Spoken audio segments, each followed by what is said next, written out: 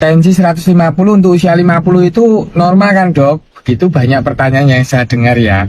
Ya sebenarnya tidak normal, tetap saja itu masuk hipertensi ringan. Ya jadi tidak ada perbedaan standar tensi dari usia muda, bahkan anak-anak sampai tua itu tidak ada perbedaan standar. Yang normal itu ya 140/90 ke bawah.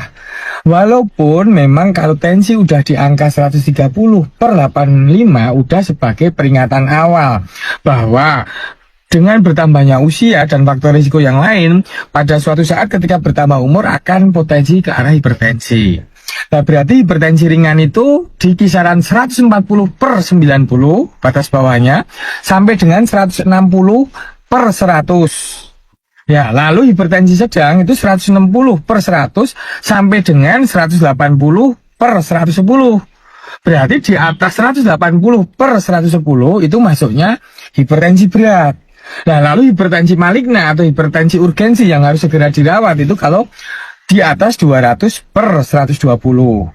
Ya, jadi kenapa sih kok makin tua orang tensinya makin naik? Ya karena bertambahnya faktor risiko, penuaan organ.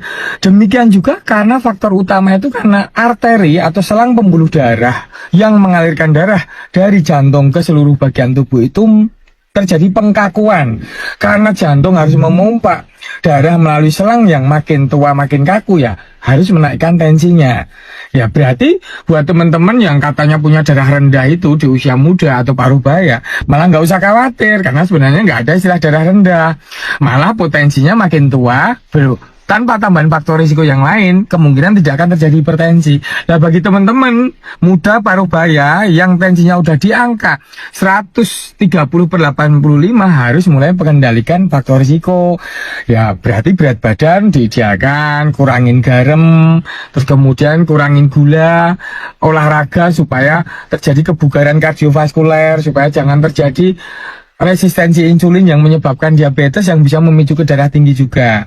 Ya, jadi tensi kalau kita bisa jaga dari muda sampai tua itu sebagai kondisi dasar di mana kesehatan kita bisa lebih terjaga dengan baik.